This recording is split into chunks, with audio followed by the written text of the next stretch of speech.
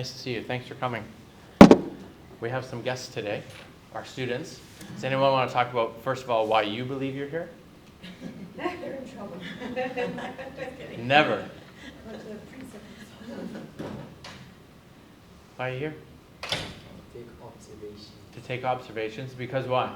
because I think we've been around the What's that? I think we might run the last Because they want to. They've approached, first of all, Ms. Zimmer, and these are ambassadors. And the ambassadors have approached Ms. Zimmer, who approached myself, and Ms. Susan and Mr. Sell to talk about, can we offer a session for parents at Talk Tuesdays? The students want to offer a session to you. Excellent. What about? We haven't even totally discussed that yet. I know there were some preliminary ideas. But so we thought a good thing to do to start off would be for them to come and see what a Talk Tuesday looks like, feels like, sounds like, how many parents typically come. Sometimes with this group, maybe sometimes we have a little bit more, but to get a sense.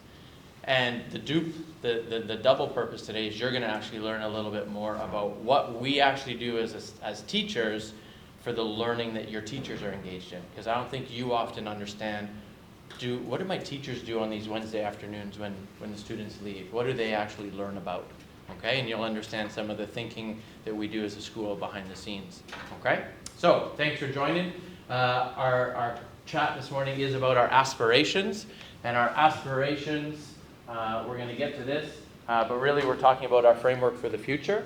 Okay, and I'm going to put a few here so you can have some as we get a little deeper into our presentation today, and you guys can have a look at that too.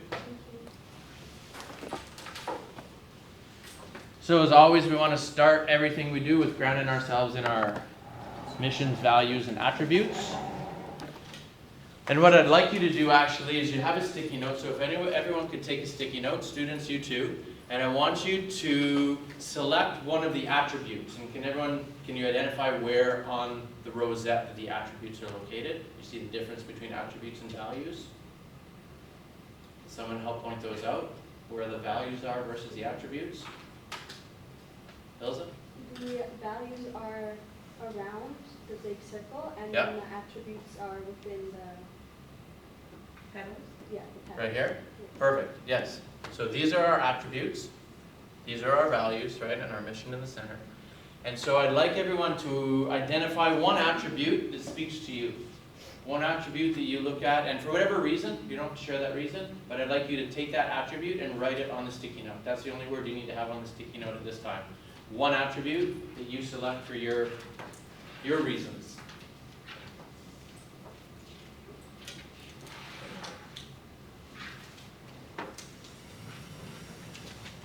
Only one. Only one.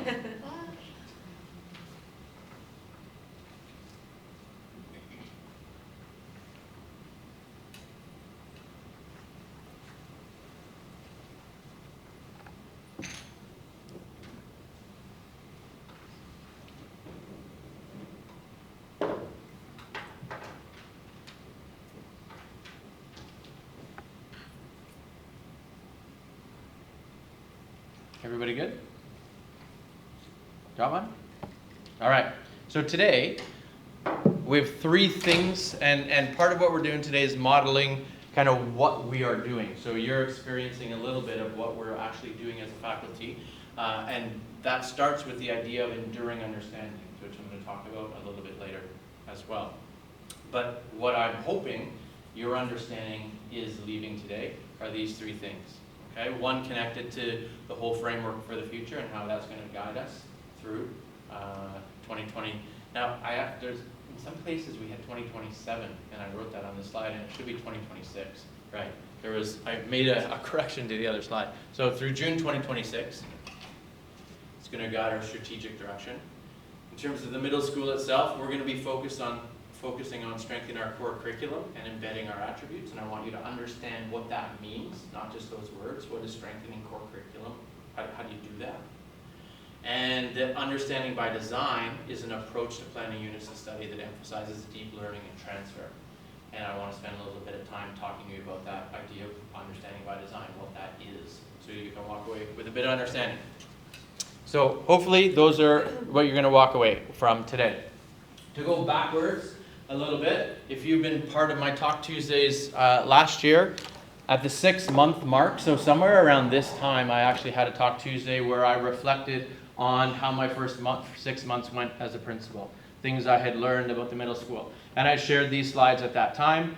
These were the things that I saw, and I had 3 slides. And if you dig sort of deeply into these things, you will see a connectivity between what I saw and what I felt and what I heard from parents, from students, from our teachers in this book that's sitting in front of you now. Okay, so part of my strategic thinking last year was get to know the community, understand it. We also did that at a much higher level. Steve and Cheryl also engaged with all our stakeholders, and they really engaged with stakeholders and asked them 2 questions. What do we do well, right? And what work should we do? What work should, I have a typo there, I'm sorry. What work should we do? Okay, what's next for us? And people gave a lot of feedback on that. And what we heard was that our school, parents, students, teachers believe we had a very strong academic core, but there was a desire to put our academic core to more use beyond just the walls of ASD, okay? In middle school, we really spoke to teachers and we worked really deep with our department chairs, right? So we have 9 department chairs. We come together, like we just met this morning, and we tackle sort of strategic things for our faculty. And that group really wanted to help narrow in on focus so we had clarity and consistency on what we did in the middle school too. Okay, so where we ended up, I took all those ideas to the senior leadership team. Christine did the same in high school, Jean did the same in elementary, and Deb in the early year center. And together with the superintendents and other members of senior leadership, we narrowed that down till we got to these aspirations, to 4 general themes. And the result was the framework for the future that you see in front of you, okay? Where we have 4 aspirations that are going to guide us through the next few years. We put them into 4 general titles: engage all, inspire all, include all, and nurture all, okay? I'm going to go through them right now, and I would actually like on the flip side of your sticky note, because we don't have a lot of paper, just to think about, well, each one has a little statement, to think about what this actually means to you and what this might actually look like. Like, I want you as parents to start to think about, and students, think about what does this actually look like? It's nice words, okay? And it's a lot of education talk. But if you don't understand sort of what we're doing, then we're missing a little bit of the point, and same with our students. So I'd like each one, you're going to answer the same 2 questions. What do you think this actually means? And what might it look like? Like, what does success look like? What's going to be different in 3 years if we actually do what it says here? Because maybe we do this already, but we're looking at doing it differently or hopefully better or strengthening, okay? So, first one is engage all. It's to deliver challenging, inspirational, and purposeful learning through relevant and engaging pedagogy. Jot down an idea. What does this mean to you? And what might it look like? You can answer one, both, some combination. But I want your brains to engage. Instead of having you write for every one, because that could take a little more time, I do want you cognitively engaged though, and this is something that we attempt to do in our classes. I'm not asking you who wants to share, because that steals the thinking of the other 9 people in the room. If one person answers and said, oh, I think it means this, and I say, yeah, great job. Okay? And the other people sit there cognitively disengaged. I don't need to think. Didn't ask me. Okay? Modeling what we attempt to do in our classrooms. Cognitively engage every person in the room. So instead of writing this down, because we are a group of adult learners and students who are very keen to be here, I want you just to think about this one, just in your brain. Okay, you don't have to write it down. If writing helps you, and that's how you actually process, then go ahead, but you don't have to, and I'm going to give a little less time. Okay, so our second one is inspire all. We're aspiring to provide opportunities for our students to design, develop, and deliver for public purpose throughout Dubai, the UAE, and beyond. Provide opportunities for our students to design, develop, and deliver for public purpose throughout Dubai, the UAE, and beyond. Take about a minute to think about that. going to go on to the third one, and we'll just model the same thing. If you want to write, which I think 9 of you have written, 1 of you who are thinking, which is great. Include all. Our aspiration is that we want to ensure a culture of inclusion and belonging for all members of our diverse community. Ensure a culture of inclusion and belonging for all members of our diverse community. What does this mean to you? What might it look like in 2026? I'm going to move to the fourth one.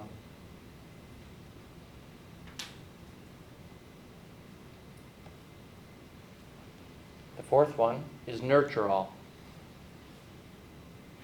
Our aspiration is to enhance the personal, communal, and financial sustainability of ASD, Dubai, and our world.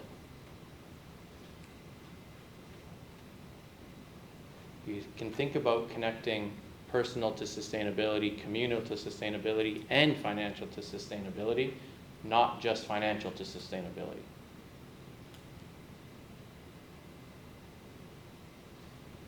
What does that mean to you, and what might it look like to ensure personal sustainability, communal sustainability, financial sustainability of our school, of Dubai, and of the world?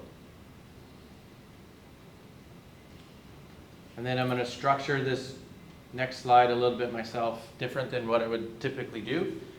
I would like, if you two can work as a partnership, and you two work as a partnership, and you two by yourself, can you meet with one student, one student, one student, one student, and we're going to do a turn and talk, so you can talk to students. And what I'm going to ask you to do is just talk about one aspiration. What did you write down? What did you think? Okay, and each person gets their opportunity to share. I talked about aspiration 1, engage all, and the other person said, oh, I talked about aspiration 3. Okay, and it's an opportunity to share your thinking. So, Ilza, can you come here? We'll go here, here, and here. Okay? You can find some space in the room. I'll give you 3 minutes. All right, that's time. I think we look nice how we're sitting now, so maybe we could just stay like you are.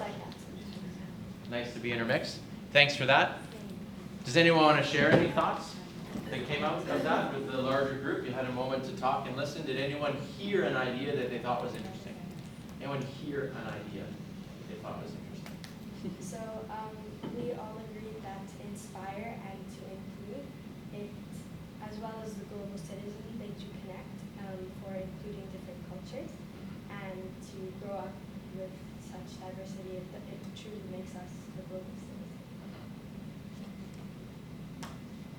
Any other thoughts? What you heard? I actually like Maria's, because I hadn't thought of it that way, the nurture all one. Mm-hmm. It's like, God, how can we like reach the world and the school and Dubai? But she said one word and that just made sense, it's sustainability. So having a mindset of sustainability that does end up nurturing the planet.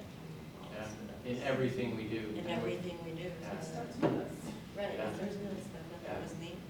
Yeah. Any other thoughts? Something that Sulani talked about is including like the entire community of ASD, like not just the students, but also the staff and the guards, because that will make ASD feel like more of a community and help us to connect with everyone in the school. Yeah. In terms of events and just everything we think about. And even, We're always I one. think there's a great job of building teams for like middle school, but Yeah. even with the little ones, you know, Yeah. it's still a little bit isolated. In 3 divisions or 4 divisions, yeah. Yes. Great. Good. Any last thoughts? Why are you laughing? Because I wouldn't let it go. She speaks so well. So we basically agreed that like it's important for students to have more opportunities with like the communities around and for people to know more about ASD. Because like when people think of ASD, they like bring up the curriculum and like comparing it to other schools, but they don't really know about our alumni and all of our stories. And so yeah. So she was thinking it would be a good idea to get in touch with the alumni and with even, she was mentioning a grandmother and the things how ASD has impacted their lives and how it has taken them throughout their life and how it has impacted the world. And if you have these recorded and live, and people can watch them and pull the heartstrings, and this could be a great contribution for the Yeah, sustainability. tell our And to- story. And to bring companies in as well and Yeah. make for the financial and for the students' involvement, because Layla was saying more trips would be amazing, and we were in unison saying how if you bring all of the companies that are within our own community and you can create a bond between the students' trips and these companies, and then possibly some of them are global in world, so then they can create some sort of Yeah. a foundation, some, not exactly internship, but like trips Yeah. and Oh. And internships. And, right, and Yeah. internships, Yeah. yeah. Yeah, these are all things that strategically we are thinking about, certainly in our Center for Design and Innovation for Public Purpose. Maybe you've heard or read Steve's writing about that, right, where we are going to move our design, innovation, visual arts to above the ELC, and that is going to become a center for design, innovation, and public purpose. And bringing the outside world in and getting us out is going to be really what the main point of that. Finding how can we get ourselves more connected. Because we have, and you've probably seen the posters, I put it in my message on Friday too. We're looking for parents to say, can you offer something? Because we want to start to build that repertoire of people who we know we can lean on and come in and talk as well, and start to build those relationships and see what's possible. Yeah, great, thanks. Okay, I think that's good. Thank you for that turn and talk. What I'd like to do now is just tell you a little bit more about how this plays out in the middle school, because these are strategic plans, and they are in some cases like they are aspirational, right? We hope to get there. So how do we make something happen? How do we as a group of teachers actually get together and say, okay, let's dig in. Let's make this internship happen, okay? So what we are focusing on in all divisions, but I'm going to specifically speak about the middle school only now, is Aspiration 1 Engage All. That's where myself, Mr. Shell as the teaching and learning coordinator, and Ms. Susan, we are driving the pedagogical learning of our faculty to get ourselves moving in a direction that we're all the same. Lots of people know about the things we're talking about. What happens on faculty sometimes is we get so big and we get so busy with all the other priorities, it's hard to have clarity and consistency around, but what are we working on, what are we doing, what are we just getting better at? And not better in a way that we don't know how to do it, better in a way that we're thinking cognitively about it right now. We're doing it now, we're engaging in it now at deep levels. Okay? So, we are focusing on Engage All. And that is this one, deliver challenge, inspirational, purposeful learning through relevant and engaging pedagogy. We are going to hone in on core curriculum strengthening, embedding of attributes, culture of feedback, getting outside our walls, and Arabic language and Islamic program that are not necessarily whole faculty, but they're areas that we know that we need to spend some time and do some development. I'm going to really talk today mostly about these two. This one, I hope you have already noticed some of the work we've done, that a culture of feedback we have shifted to to giving you feedback more in time, in Power School. So after a student completes the summative assessment, you don't wait till the report card to see a comment, you see the comment in Power School and you understand the learning that has just happened. Students can also see those comments, and that's to help drive learning forward, okay? This also connects to our own culture of feedback in the school, feedback for teachers, and we changed sort of how we do our professional growth and evaluation so that teachers have more opportunities to we get into classrooms and see them, and we can provide feedback two ways, okay? So really today I'm going to focus on those top two though, core curriculum strengthening and embedding of attributes. So you don't need to read all the details. I just want you to know that we actually write this down and plan this out, okay? And particularly Rochelle and I sit down and we come up with what does our whole plan look like. And we meet every Wednesday afternoon, okay? And we articulate what are we doing at every one of those meetings. And this is all in line with our big picture thinking about what we are doing, okay? So that's well articulated. We've further articulated those things into statements, okay? This is really what our teachers see, and we're getting a bit education-ese, right? We're getting a little bit teacher talk here, but I'm going to take you just so far and then stop because we don't need to get totally, but I want you to understand what we are doing, okay, as a faculty, so you understand what our focus is.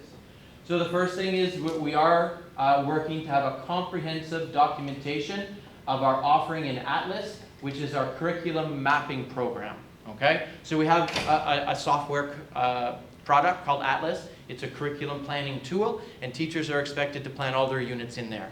Okay, they don't do daily lesson plans in there. It's big thinking. It's enduring understandings, essential questions, what are the resources, and what are our assessments. So big picture thinking, but a school like us and any high-level academic institution should have a well-articulated curriculum so we can see what it is. And then we can evaluate it and understand, like, do we teach the same thing twice? Do we never teach something? And we can ask those questions. So we need to spend some time this year, still coming out of COVID years where we went through, right, survival mode, and we didn't spend a lot of time on this, to getting ourselves back to understanding what is our curriculum, what do we teach, at what grade level, and is it right, or could we be better? And just asking ourselves those questions. We want to make sure that what we have written down, what we're actually teaching in the classroom, and what we're assessing are all in alignment, okay? And that takes it needs to be documented for us to be able to do that, to have a critical eye on it, to say, yeah, that's aligned, or no, that's not totally aligned. We said we're teaching this, and we're actually teaching that. That's what the assessment is about, and so we need to have a critical eye on that. We want to make sure that we have a unit review process. So even when we have a unit that lives in Atlas, our teachers, before they teach it, go through a review process with their teaching partner to say, is this really what we want to do? Is this really where we're going?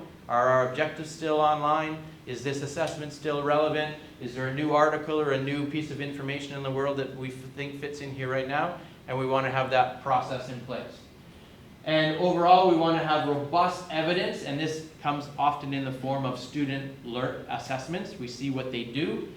Evidence to support the fact that teachers are fluent in stage 1 to 3 of understanding by design learning framework. And I'm going to talk a little bit about that, or I'm going to actually let you ask a couple questions if you might have some about these 4 things. And I'm serious that I know we're getting into educationese. We're talking teacher talk, Atlas and UBD and these acronyms that may not mean a lot to you, but they mean a lot to us, and we talk that language often at school. Is there anything here that you just don't get and you're wondering, what is that? What are you talking about?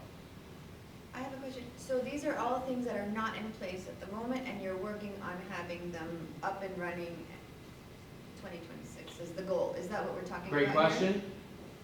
They are all in place, and we need to be cognitively engaged in this all the time, okay? And we need to, it's like, you know, your closet at your home, it has stuff in it and it's sort of organized, but you haven't gone in there for a long time and you want to go in and organize it. Okay, that's why you use the word strengthening. Okay, Right, I got you. right? So there's lots of stuff in there, but we want to organize it and actually get an itinerary or a list of what is in there, and we understand exactly what's in there, okay?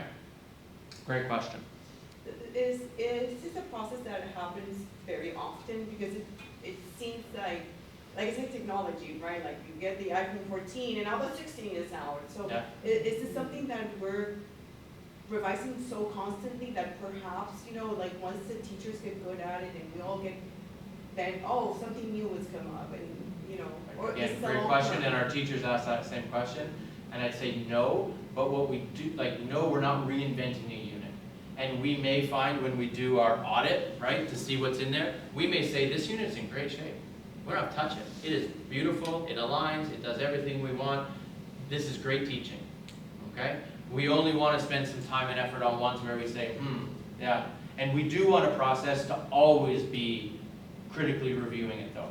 What we don't want is to put a curriculum on a shelf and then walk away from it and wait 3 or 4 years, because these students are not the same students who are currently in grade 2. Right? The grade 2s who are going to be in grade 6 in 4 years, they're different. And their life experience is going to be different. And the world is going to be different. And so we always need to look at that curriculum and make sure it's relevant to these kids sitting in our seat. Okay? So I'm not seeing, one thing I'm not seeing, so I'm seeing the internal and the curriculum, and I'm seeing this piece in place, but what happens when you have the curriculum in place and everything is set, but then there's a disconnect between the learning? Let's say 25 students have tutors, for example, and it's clear, you know it. So where is that going to come into? Well, the that's a strengthening really of the interesting program? question. Stay with me, because I think part of my goal today is to shift some parent thinking on how is a tutor going to help you when our focus is on deep learning and transfer and not on content.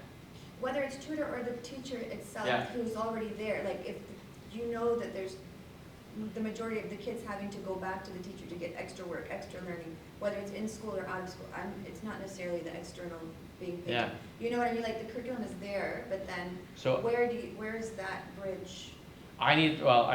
tutoring is an interesting that I need to understand better because I don't always understand the need from internally. Because if I look at students and their grades and their performance, they're doing fine. And so the need may arise from something that is not inside the school. The need may arise from an external desire for more, right? I see. I don't know why people pick 25 tutors, because if I look at those students and their grades and their MAP scores, they're on track. We're doing great. Okay? Can I maybe just add just Yeah. one thing? I think what I hear you asking about a process of how teachers are responding to student learning needs and if there's a disconnect between what's being taught and what's That's it. being, and so what, We're going We- here next. oh, Yeah. okay. Yeah. What, I mean, this might be what Mike's about to say, but, so UBD or Understanding by Design has been around for like 20 plus years. So when Yeah. you say, is this something new? It's something that, an approach or framework to planning that's always been around. It's a recommitment to be intentional about it. And part of the Understanding by Design process is looking at student work very intentionally to say, okay, let's be responsive, you know, in this assessment, students, there was a gap here. Let's reteach this. Or, and that happens all the time in our Yeah. classrooms, for sure. Teachers do that. But this creates a little bit more of a structure in place, a planning culture to be more responsive. Is that, maybe that's. Yeah. answers your question? And I was thinking ahead that, like, I'm going to explain this, but when we get here, if students don't know it, then we don't move on, right? And that's part of where we will get in our learning experiences. So let me back up a little bit in that one of the things that we're talking about here in number 4 is understanding by design. And this is really where we're spending a lot of our time as a middle school faculty, recommitting to this. It's just a planning framework. Okay? Based on a book by Graham Wiggins and Jay McTighe, like I said, it's over 20 years old. Many schools and systems subscribe to this already. Okay? And it's just a very intentional way to plan. And it changes the focus of what are we interested in assessing students on. Okay? We start with these desired results, and these are big ideas and skills. And they're big ideas in the terms of concepts. Okay? And skills like being able to analyze a text, being able to paraphrase, being able to summarize, being able to create, okay? Doing things that are not low order thinking, like if you've ever seen Bloom's taxonomy of thinking, where create is at the top and just recall is at the bottom. We want to move away from the recall. What is this? When was that? What? That's understanding. We don't need to, we need that, but that's not where we're going. We want to go higher level thinking. And so that's what we're targeting at this point, okay? Big level thinking. Essential understandings, like I tried to model on the first slide for your essential understandings today. Do I think you're going to walk away with nuanced details? No. Do I want you to have a deep understanding? Yes. Do I hope you can transfer that to someone if they say, what did they talk about at the Talk Tuesday? Yes. That's a transfer point where you had a deep enough understanding you could tell somebody else about it, okay? So, in this design, identify the desired results. And the second thing is right away say, what will we accept as evidence of that? If we want students to be able to demonstrate an understanding of X, the question isn't, well, I'm going to test them on it. The question is, what evidence will I accept for that? And that opens up our minds to the types of assessments we should create. Because we might say that you want to write an essay. And you might say you want to do a presentation. And we might say, I'm going to do something really unique. I have this idea. And we need to start thinking about other ways. And lots of our teachers do this already. Okay? Students, would you agree you have some choice in your classroom when it comes to how are we going to do it? So we do this, and we want to be really cognizant and recommit to this as a whole faculty. So that the experience, we start to move this in new directions. And one of the new directions would be, how do we engage the outside community? So how would your student demonstrate this learning with help from the outside? How could we bring people in? How could they bring people in? Right? And that's new thinking for a model that's been around for a little while, okay? And then after they do this planning, then they sit down and actually say, okay, here's what I'm gonna do. Lesson 1, I'm gonna teach them about these facts. They need to know who, what, where, why, when. Then we're gonna start to move to higher levels, some conceptual thinking. Well, how do these things connect, right? And then we're gonna ask them to actually perform. So take your learning, transfer it to this new situation, in a presentation, in an essay, in a guest speaker coming in, okay? So we're spending some time on that. The other thing that we're spending a significant amount of time on is trying to embed our attributes, okay? And we started with our attributes. We want them part of the planning process, even at this stage here. We should be purposely planning that in this unit, we are going to actually learn about self-awareness. In this unit, we are actually going to learn about being empathetic. And we are going to design learning experiences that allow students to think about, well, is this empathy? That looks like empathy. Am I being empathetic? Okay? It's not enough for us just to tell them be empathetic. We have to teach them how to do it. They have to practice it. They have to understand this is it, this isn't it. Okay? So embedding these things in our units is something that we're targeting as well. We want also reflection and conferences even to be more focused on attributes. When you come, yes, you want to know how your child is doing, but as a parent, I can speak, I mostly want to know, are they a good person? Are they doing okay? Are their interactions going really well? Do they have friends? You know, are things going well for my child as a human being? And yes, I want to know that they're on track academically as well, but at the end of the day, to me, being a good human matters most. So getting students to also reflect on these things and be self-aware and say, yeah, I am learning these things in my class. Here's an example. Here's another example. Okay? And another big thing that we're working on right now is looking at our Week Without Walls trips, okay? And trying to figure out how do we also incorporate the attributes as our learning objectives. That when we go on Week Without Walls trips, we are focused on what these things are, and we're very cognizant of the learning we're doing. Okay, what does it mean to be a global citizen when you go on a Week Without Walls trip? It doesn't just mean that you get to fly on Emirates and stay at a hotel and meet some people, right? What is a global citizen actually? And how can I be a really impactful global citizen or a less impactful global citizen so I can be aware of the choices I make? So we need to be very conscious of our work we're doing on that. So between these two slides, I've sort of taken you down as far as I want to take you. That this is really where, as a faculty this year, we're doing a lot of work, okay? Looking at our curriculum, looking for these opportunities for engaging in our community wider, making sure that kids have opportunities for some choice and some authentic assessments that aren't just necessarily a traditional test that tests often knowledge and not creativity and evaluation, higher level thinking. And we want to really make sure that our aspirations are embedded in everything that we're doing. Okay, so that kids feel this all the time and they know that they're learning how to be these type of people. Last thing I'd like to do, you wrote down an attribute when you first came in. I'd like you to think about it as a parent who teaches your children lots of things. How would you define the desired result of the attribute you wrote down? So you have an attribute. Would someone share the attribute they have written down with me? Responsibility. Responsibility. So how would you design, or what is the desired result you would like for your children in terms of responsibility? Can you define that? Can you name it? Can you write it down? I would like you to try. Then I'd like you to try to say, okay, responsibility, I know what it is. Responsibility for my children means they are able to do this, that, and that. What evidence would you accept from your child that they demonstrated this attribute? What would it look like? What would the evidence look like? And then finally, how would you teach it to them? I'd like you to take just a few moments to try to go through this understanding by design process yourself, to think about what is the level of thinking that our teachers go through when we say, teach kids how to be self-aware. I want you just to feel what that feels like to understand, how do you plan a lesson? So, you're going to take the attribute you have, you're going to define what you believe it looks like. You can use this as helpful. Well, that's why we have these extra words here, because they dive a little bit deeper. Okay? So for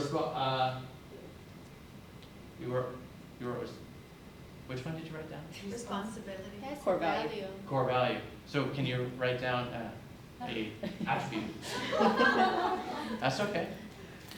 Okay, so if you picked resilient, okay, it helps us to know that it's persistent, adaptable, and courageous. That's how we're defining it. How would you define it, Zarabel? If my children were resilient, they would be able to X, Y, Z. What evidence would you accept? If my child was able to do this, I would accept that as evidence that they were actually resilient. I would say, yep, you are. And you could give them a grade on it. You could say, you're a 4 on that resiliency, or you're a 3. Okay? And the last is, how would you teach it to them? How would you teach resilience? What would you create as an experience and say, hey, I'm going to teach you something. Read this thing. Look at this thing. I'm going to give you, I know this is a very cognitive taxing thing to do, and that's part of the point here today is to understand the cognitive load that is on our teachers when we do ask them to plan like this. Okay? Our curriculum doesn't appear in a book that we just transfer onto a page and say, teach this stuff. We go deep on this. We go really deep on this.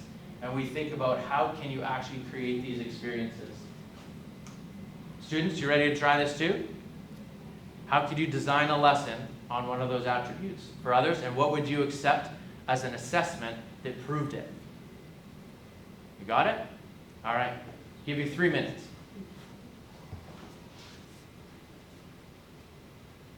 Just to give a little bit of wrap, because you went through a little bit of what it would be like to be a teacher sort of trying to design something.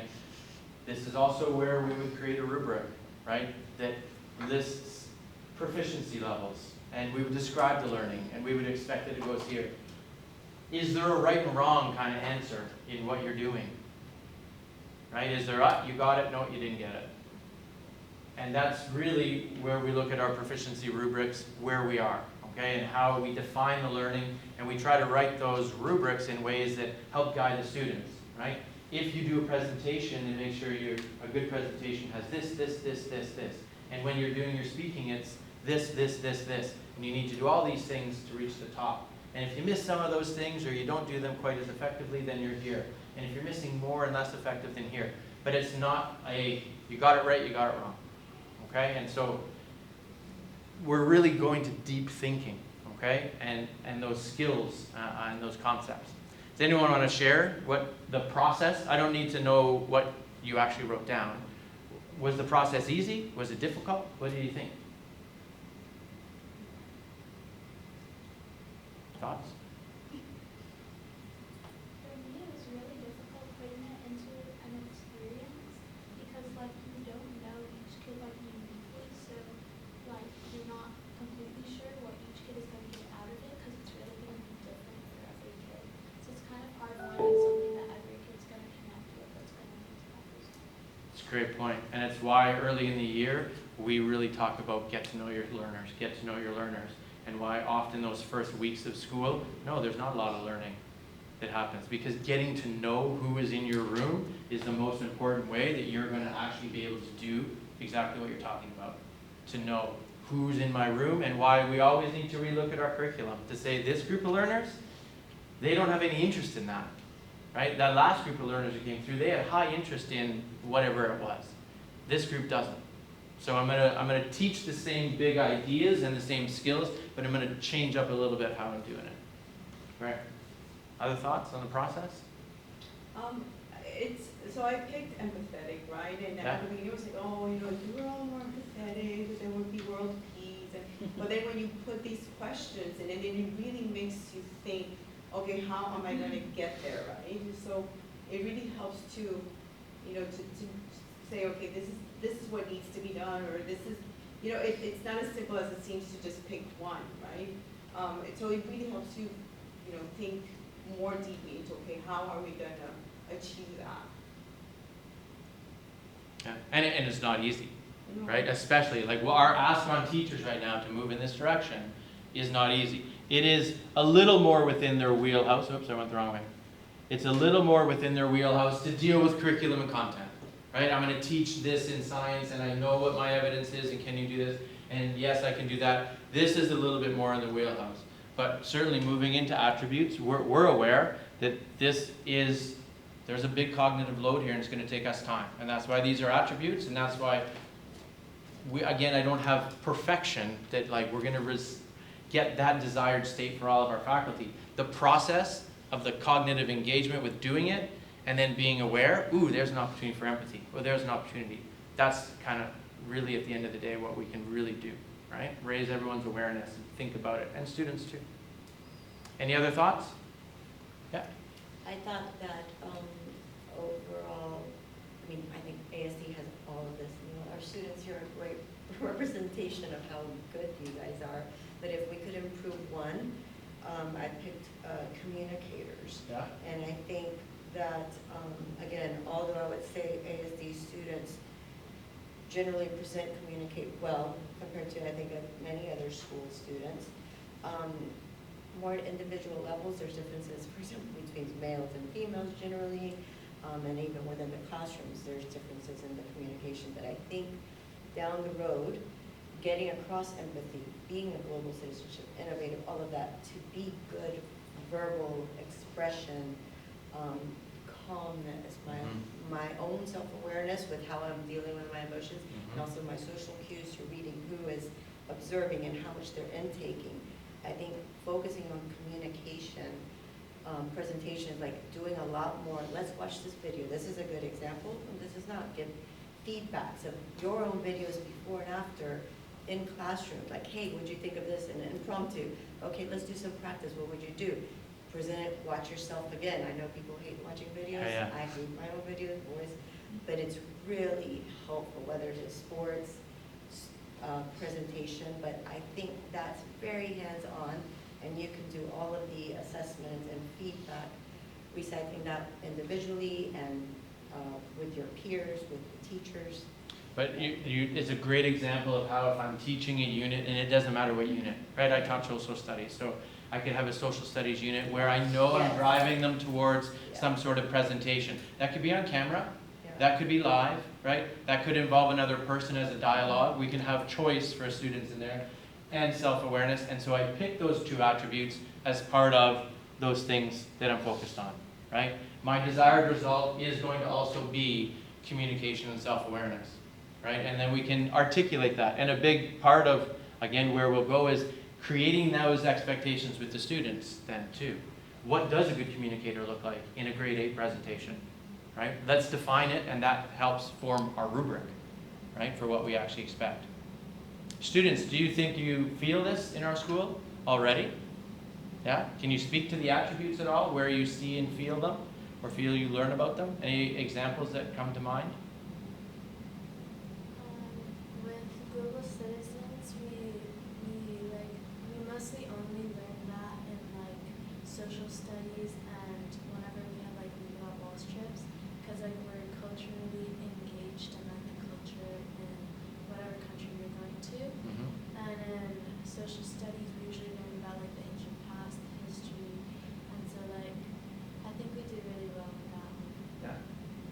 Good. Did you have something to add? I think we also do a lot of self-awareness because we write a lot of reflections. Yeah. I think like one recent one I did was in PE, we had to write a reflection about our unit. And I think that's something we do in every class, which I think would be really helpful because after we finish maybe a big project or a unit, we usually reflect on it. And that really helps me because then I know what I need to work on the next time I do something. Good.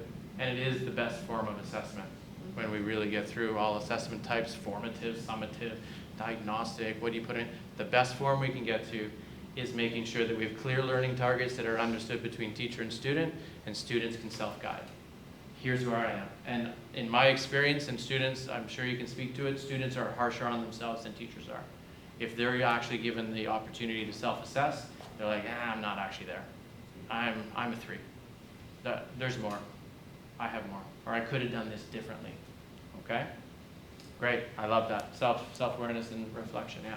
Adding to what Layla was saying about the global citizens, last year I was the the varsity parent for volleyball and I was the varsity parent for soccer. And I had parents coming up to me from all of the other schools telling us, all of us parents from ASD, how when they would get the roster of when they would go against us in the final, when we were in Oman or in Abu Dhabi, and they were always really happy to know they were going against ASD because they knew it was going to be a clean game, a good game, a compassionate game, an empathetic game. They knew what to expect from ASD. And so that, made us feel really good. So clearly it's, transcending through all of the different atmospheres, and all of the schools know ASD for this and That's respect good. it for this. That's really good positive feedback that we can feed back to the teachers as we work with them on just getting better and better at what we do. Because in my position, that's what I believe we need to do, right? We're not stopping. We're not in a place where we say, that's it, we've learned everything we need to do, we're going to stop. We always want to make sure we're driving forward and being the best we can possibly be. We're out of time. I was going to end just with this. Does this all resemble learning that you experienced in school, and what might parents need to consider? And this is a cartoon I've used over the number of years to just exemplify the fact that and that our learners are all different. And if we truly are going to include all, we have to be very wise in how we design our learning and our assessments to let our kids shine.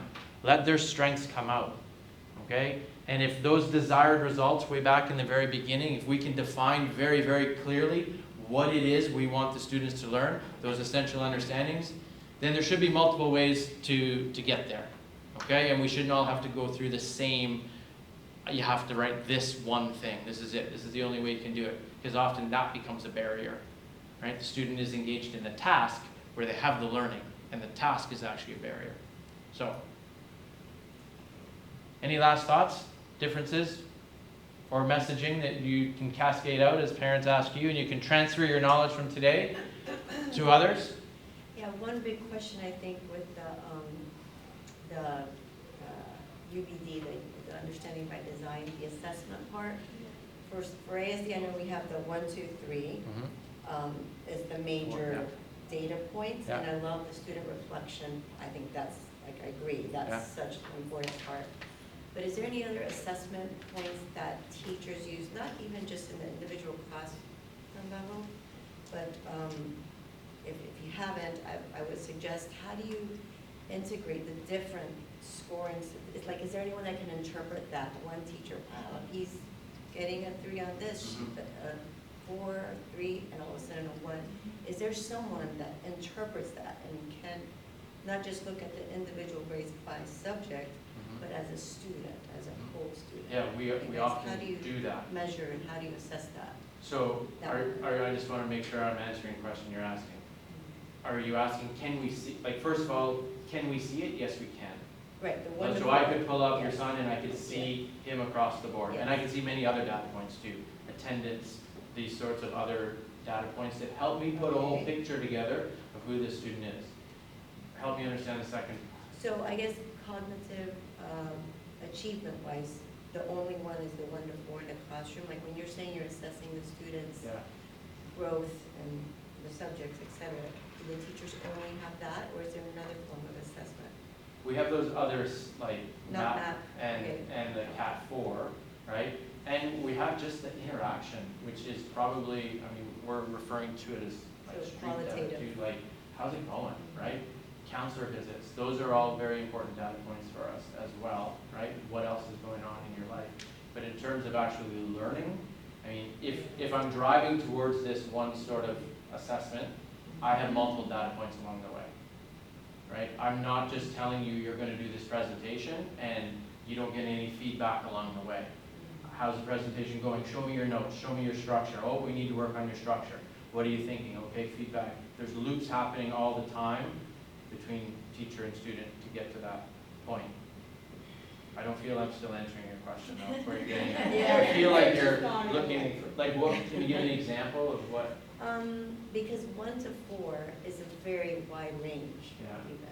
And sometimes having details for individual students, I mean, I know that's probably the easiest way for a teacher to deal with so many students to get across a score, but is there any point where we can get some oversight that makes comparison across classes for that student. Okay. You know, I think Across classes. attendance is important, maps, but Yeah. who's there to say like, wait, as a parent, I tried to do this, but I would love someone to, or maybe you guys are already doing this, but based on what data, I don't know, this is what I was asking. Hey, we're concerned, this doesn't seem like your child in this class Mhm. or in this subject. This Yeah. doesn't, because as a teacher, I imagine you have an idea of what the student, everyone has high potential Yeah. or higher potential, but Yeah. for some students, you may know that, wow, they're really probably achieving below their expected Yeah. level. What data do you use to make sure you don't miss that, Yeah. and then obviously communicate it? So there's a whole bunch of things happening there.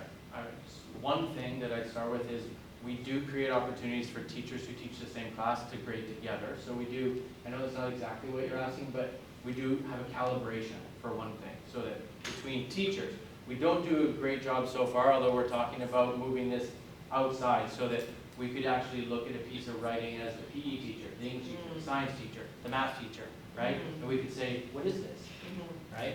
We don't have that measure, although we've talked about doing a writing sample, and we call that moderating an assessment together, okay?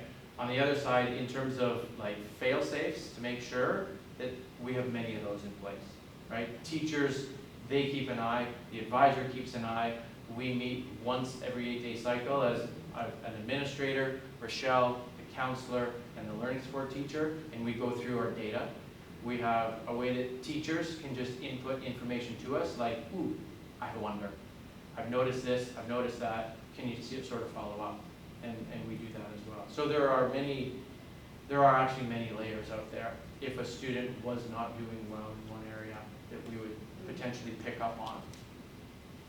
It's related, but it made me think of, for example, do advisors or maybe even the counselors look at each individual kid's report card and say, okay, there has to be something with this, and then look at the teacher, perhaps there's an issue there.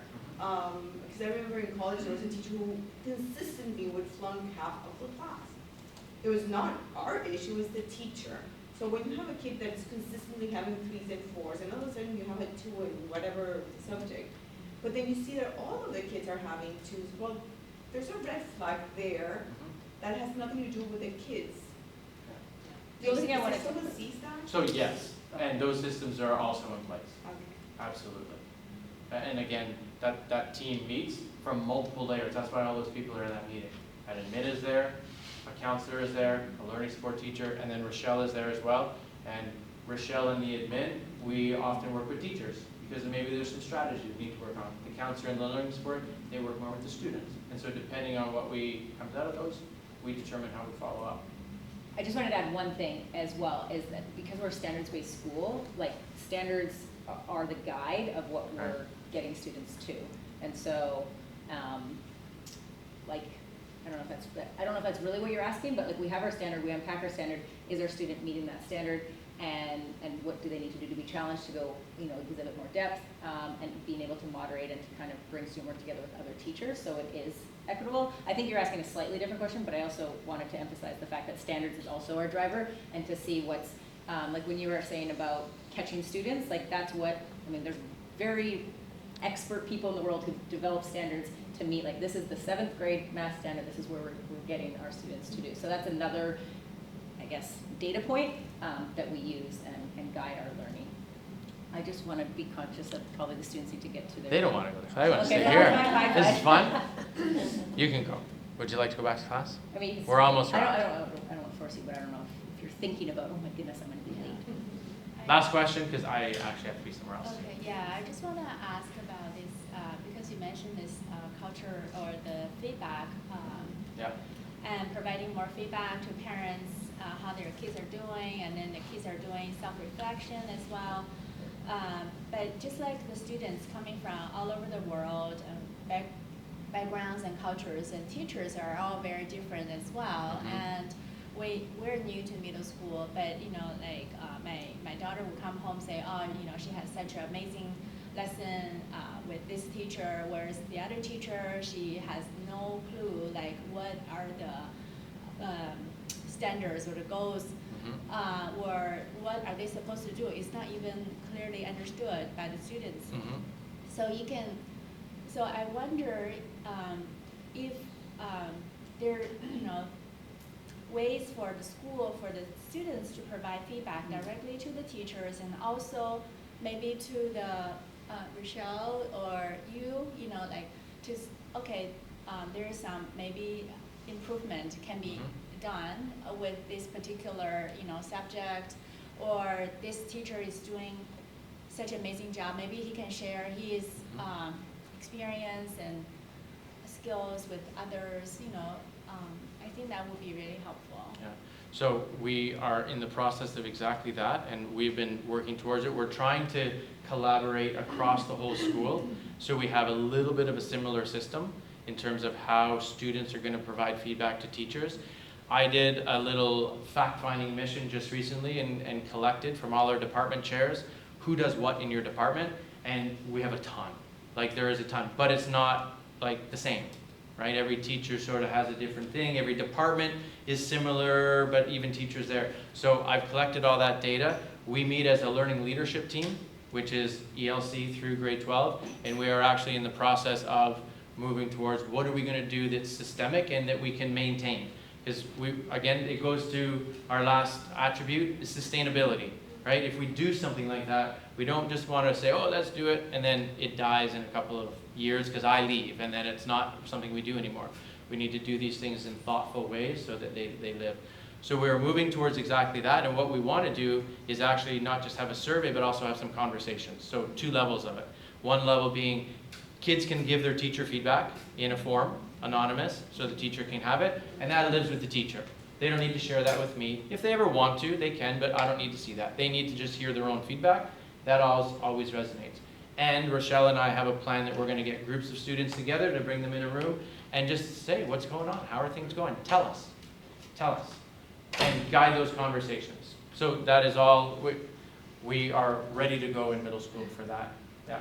On that same forum, would you be able to add something for the kids to respond anonymously as far as how they feel about teacher favoritism, for example, or do you feel that there's favoritism happening or not? Something of this nature so that the teacher can see that maybe they can't notice it, but it's happening somehow, so it affects the kids' learning. Can that be added to the same? That's certainly a lens. To something about favoritism and about whether you feel you're being properly graded or not. Like if there's some disconnect between you feeling not liked and getting a bad grade. I don't know, something of this nature. So we're anchoring ourselves in 2 texts. One's called The Culture of Dignity, and one is called Street Data. And both those books give us, or there's actually a third called The Listening Leader. Those are all designed by people who write surveys, right? So I want to make sure we're using something that's valid, reliable, and that gives us really good data. And so that, the essence of your question is, I know, in some of those questions, right? In terms of equity in the classroom through a lens of equity. And a lot about belonging too. Do you feel you belong? Do you have a voice in this room? Do you feel the teacher knows who you are? Treats everybody the same, I believe is exactly one of them in there. Okay, so yeah, we're relying on some professionals who write those things rather than ourselves. Thank you. We went a little over time. Thank you very much. Thank you. Okay.